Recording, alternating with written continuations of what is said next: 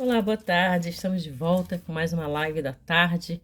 Eu quero agradecer minha amiga Vânia Rangel, que me incentivou a estar voltando à live. Encontrei com ela no pátio da igreja e ela muito alegre.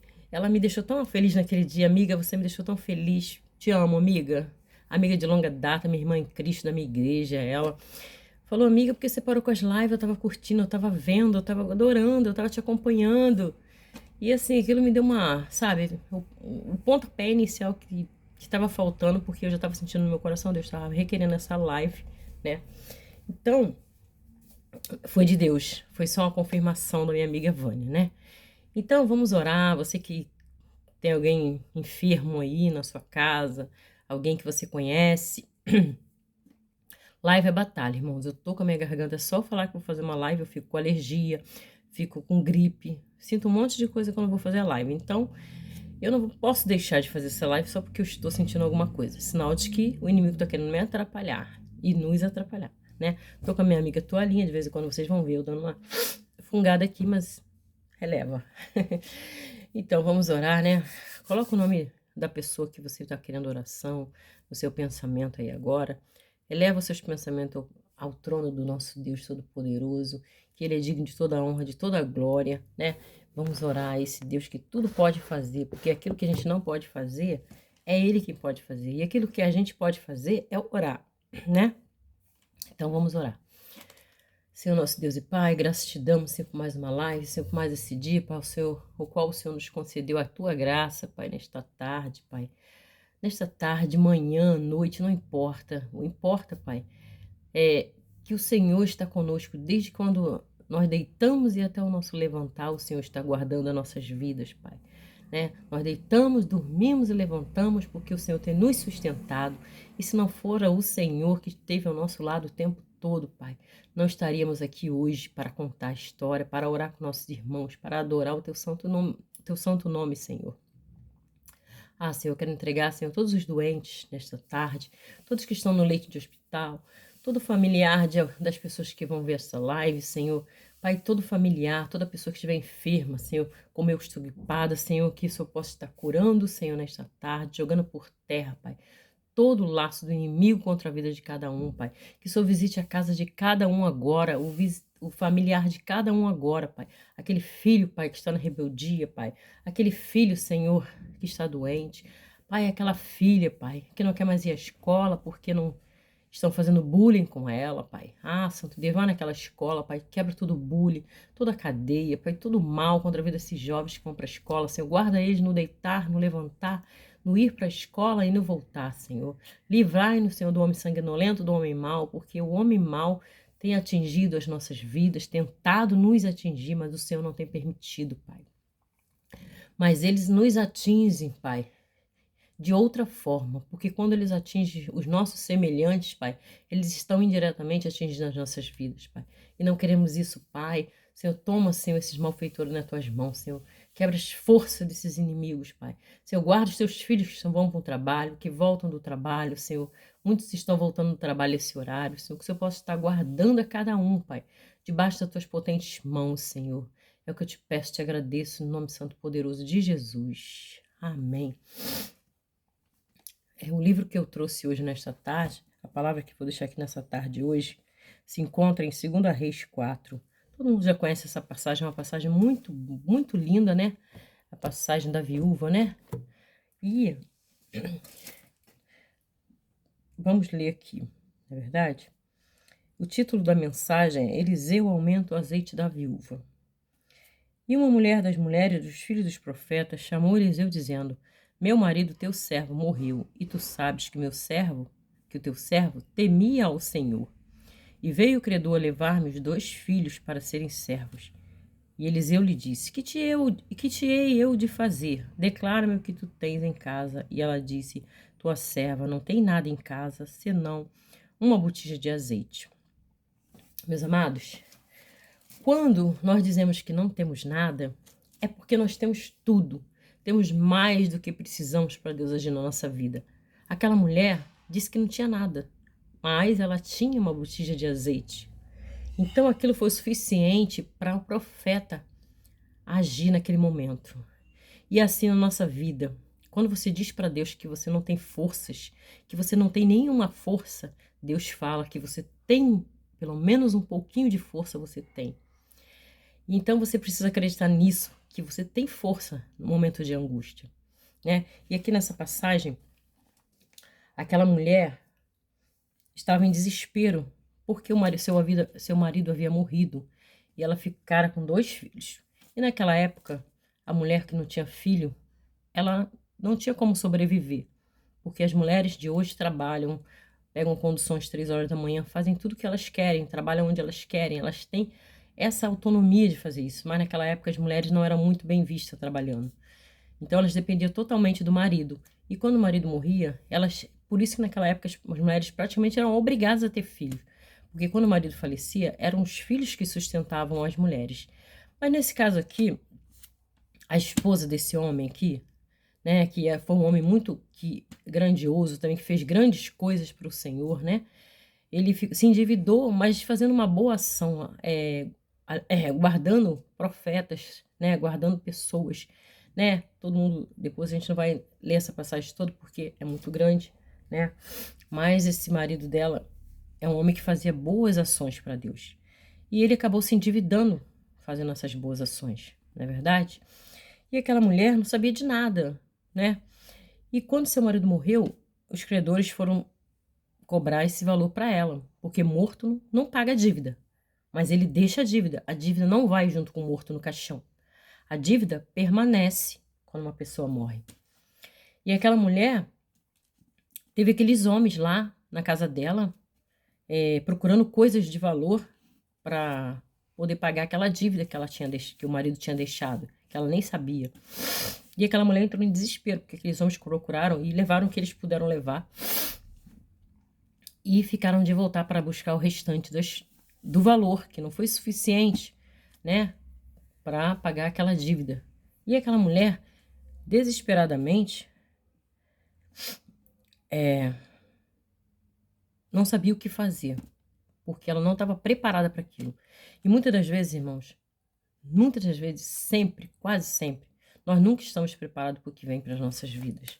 Tudo que acontece aqui nas nossas vidas, nós nunca estamos preparados para nada do que pode acontecer. De bom ou de ruim, nós sabemos o que vai acontecer de bom ou de ruim, e, portanto, não nos preparamos para o dia mau, não é verdade? Muita gente não faz uma poupança, sai gastando, né? Faz dívidas altíssimas.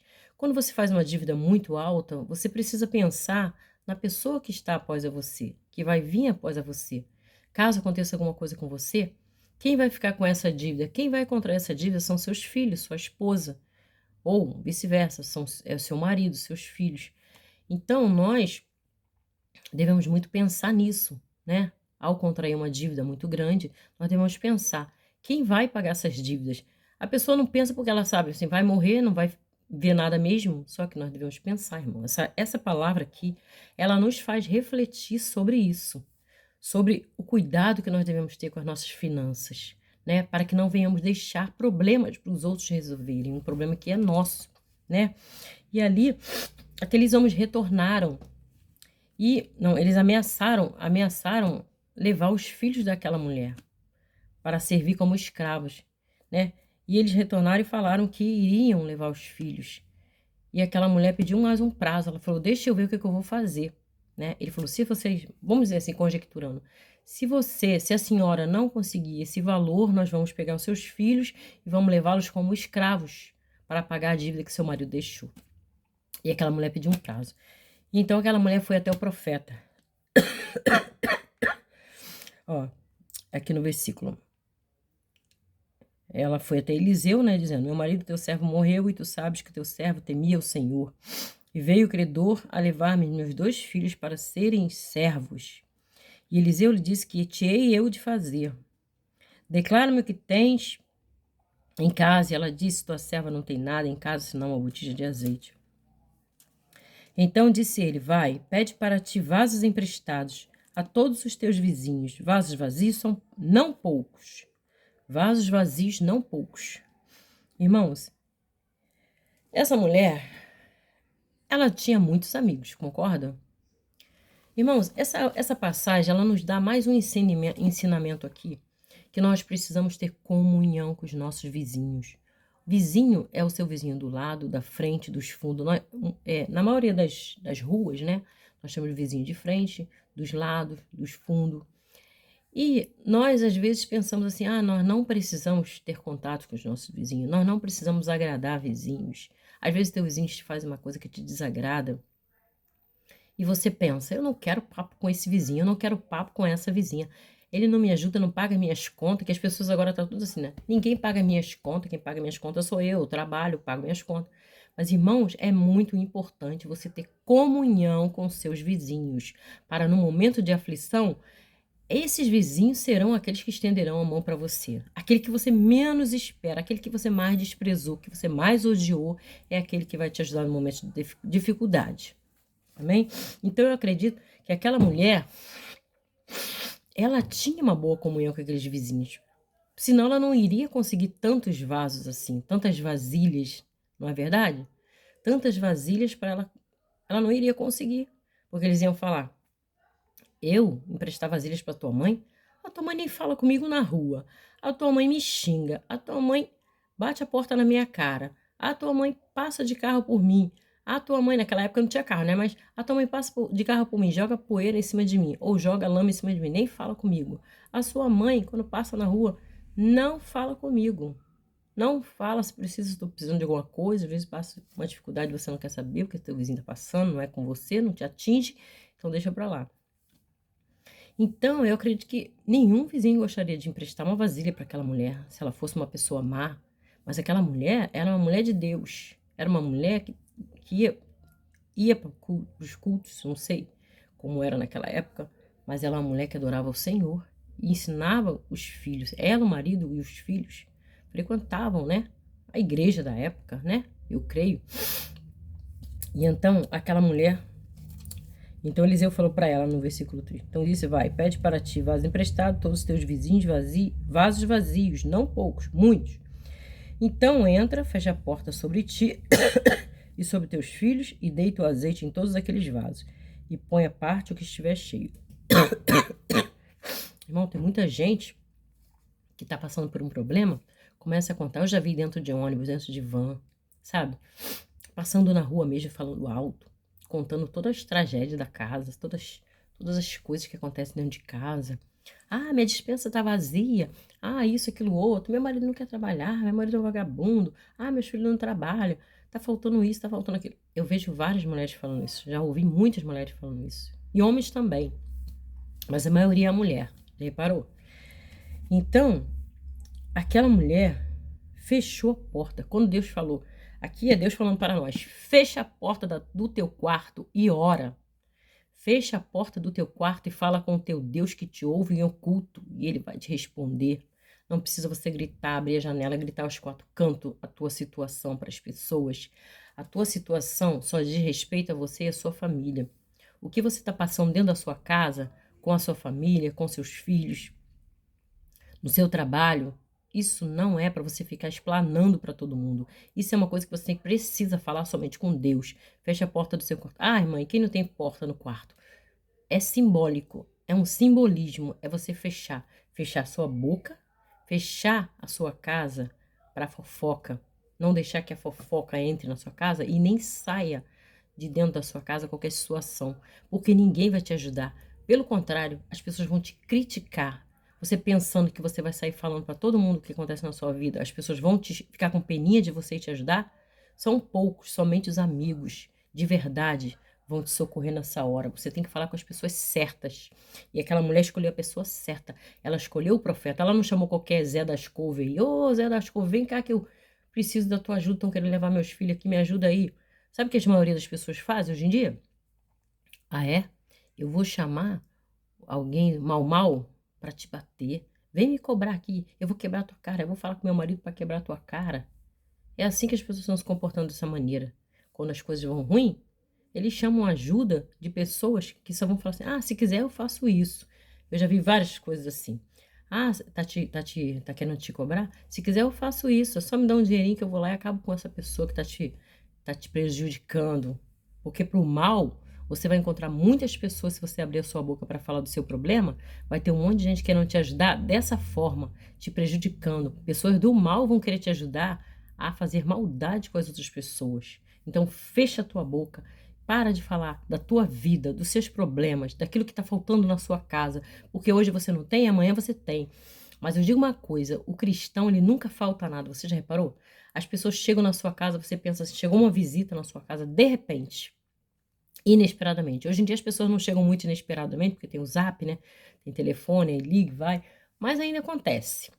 E essa pessoa chega na sua casa, você faz aquele, olha pro seu marido e fala, e agora? Eu não tenho nada aqui em casa para oferecer de bom. Aí você chega até a falar para a visita, né? Ai, me perdoa, hoje eu não tenho nada de bom para te oferecer. A não ser um cafezinho. Aceita um cafezinho, um suco, uma água? Aí a pessoa fala, aceita uma água. Aí você vai lá na cozinha, preparar um cafezinho, um suco ou uma água. Aí você fala, não, poxa, a pessoa veio na minha casa, você servir só isso. Aí você começa a tirar um monte de coisa da geladeira. Começa, já aconteceu contigo? Comigo acontece sempre. Por isso que eu tô falando. Tô falando porque eu vivi isso. E aí você começa a tirar um monte de coisa. Ah, não, só um cafezinho? Eu vou levar só esse cafezinho. Ah, muito vergonhoso, né? Eu vou levar um pãozinho. Tem um pãozinho ali, tá meio murchinho o pão, mas eu vou passar ali na chapa. Vou dar uma passadinha na chapa e passa uma manteiga. Aí você começa a futucar a tua geladeira e daqui a pouco você acha até um pedaço de queijo ali, aquele queijo que já tá até amarelado, endurecido ali dentro da geladeira. Você acha, ih, gente, eu nem lembrava mais que tinha esse queijo aqui. Aí você começa a pegar aquele queijo, começa a pegar. E quando você vê, você já fez um banquete para aquela pessoa e você nem percebeu que você tinha tudo aquilo na tua casa. Sabe por quê? Porque você está acostumado a olhar para a casa dos outros, para a vida dos outros, para a vida da outra pessoa, que a grama do vizinho é sempre mais verdinha. Ah, que fulano tem carro, que fulano tem isso, que fulano come bem, que fulano se alimenta bem. Tem te faltado alguma coisa? Deus manda te perguntar, tem te faltado alguma coisa na tua casa? Você está passando fome? Não está passando fome. Sabe por quê? O justo viverá pela fé. E se você tem fé, você vai viver dela. Você não precisa de mais nada, porque nós vivemos pela fé. Eu estou vivendo pela fé. E a minha família está vivendo pela fé. E a tua também está vivendo pela fé. Se você tem fé, você tem tudo. Porque a partir da fé é que vai tudo acontecer na tua vida. As bênçãos vão ser liberadas. Então, se você olhar para a tua vida e dizer que não tem nada, você está pecando, porque Deus não deixa você com fome. Todo dia você toma seu cafezinho, você come seu pãozinho, você se alimenta. Às vezes não tem aquilo que você quer comer naquele momento. Mas se você pedir a Deus, eu vivi experiências assim, que se eu contar essa live vai ficar imensa. Tudo que eu tenho falado com o Senhor, maravilhosamente. Gente, não creiam em mim, creiam em Deus, no Deus que eu sirvo. Eu sei em quem eu tenho crido. Eu falo assim, ai, que vontade de comer um churrasco. Aí daqui a pouco pinta uma festa, um churrasco, chamando a gente para ir pro churrasco. Outro dia eu falei que queria comer bolo de aniversário. Aí do nada assim pintou um aniversário, eu comi bolo de aniversário. Ah, eu queria comer cachorro quente. Entendeu, irmão? É assim que Deus faz, é assim que trabalha. Deus trabalha dessa forma. Mas você precisa acreditar e ter fé e parar de murmurar. Porque é muito feio ficar murmurando, dizendo que você não tem nada em casa. Creia no Senhor e você vai comer tudo do bom e do melhor dessa terra. A Bíblia que fala, não sou eu que estou falando. Comerás o melhor dessa terra, mas precisa confiar em Deus, que Deus é capaz de fazer isso por você. Você pode ir a lugares altos, pode comer o melhor dessa terra. Você não precisa ficar sendo humilhado, se humilhando para os outros, falando que você não tem as coisas, não. Você não tem agora, mas amanhã você vai ter. Creia no Senhor. Amém? Então, né? Então entra, fecha a tua porta sobre ti, sobre seus filhos, e deita o azeite em todos aqueles vasos, e põe a parte que estiver cheio. Partiu, pois dele, e fechou a porta sobre si, sobre seus filhos, e eles lhe traziam os vasos, e ela os enchia. E sucedeu que, cheios que foram os vasos, disse a seu filho, traze-me ainda um vaso. Porém ele lhe disse, não há mais vaso nenhum. Então o azeite parou. Parou porque não tinha mais vasilhas, porque a vasilha que tinha sido suficiente para aquela mulher viver do lucro daquele azeite e ainda abençoar os vizinhos que abençoaram ela. E os vizinhos também, isso também serve para os vizinhos. Quando você abençoa um vizinho, você também é abençoado. Se você participa da vitória da outra pessoa, se você ajuda aquela pessoa a ser abençoada, você também é ricamente abençoada. E sucedeu que cheios foram os vasos, disse seu filho, traze-me mais um vaso, porém ele disse, não há vaso algum. Então o azeite parou. Então veio a ela e fez saber o homem de Deus e disse ele, vai, vende o azeite, paga a tua dívida, a tu e teus filhos vivereis do resto. Olha, que coisa linda que esse Deus faz na vida da pessoa. Aquela mulher, voltando lá no início, aquela mulher disse para o profeta que ela não tinha nada, né? Senão uma botija de azeite. E dessa botija de azeite, que era o nada na vida dela, se transformou no tudo. Porque aquele profeta multiplicou aquele azeite, né? Multiplicou aquele azeite e aquela mulher ficou rica novamente. Ela abençoou os vizinhos, vendeu, viveu da renda daquilo, alimentou seus filhos até, conjecturando para agora, até a faculdade dos filhos e até a velhice daquela mulher. Eu creio, não é verdade? Então é isso, irmão. Fique com essa palavra. Não fique murmurando das coisas que você não tem. Não diga para o Senhor que você não tem nada. Você vai ter sempre alguma coisa para apresentar para o Senhor. Não diga para o Senhor que você não pode nada, que você não pode fazer. Se Deus te der uma missão a fazer, faça, porque Ele te capacita. Ai, Senhor, eu sou tão pequenininho, eu não tenho capacidade de fazer. Faça. Deus é que vai te capacitar. Deus não escolhe, não pega os capacitados. Ele capacita os escolhidos. Ele não escolhe os capacitados, ele capacita os escolhidos. E você é um escolhido, eu sou uma escolhida. Nós somos escolhidos do Senhor. E se ele nos escolheu, é porque ele viu algo em nós. Ele viu em nós uma capacidade. Capacidade essa que às vezes nós duvidamos e achamos ser tão pouquinho, ser apenas um nada. Amém? Fica com essa palavra. Senhor, meu Deus, muito obrigado por esta palavra. Senhor, ser conosco, Pai, ser com cada um que ouvir esta mensagem. Pai, abençoa a vida de cada um, Pai. Que se tiver faltando alguma coisa na casa de alguma pessoa, Pai, que o Senhor possa preencher, Senhor, com a Tua palavra, Senhor. Que o Senhor possa preencher essa despensa vazia. Que o Senhor não venha faltar o pão, nem o azeite, nem a farinha, Pai, na casa dessa pessoa, Pai, que está ouvindo esta live, Senhor. Venha ser abençoado no nome santo poderoso de Jesus. Amém. Uma boa tarde, a paz do Senhor Jesus. Até breve.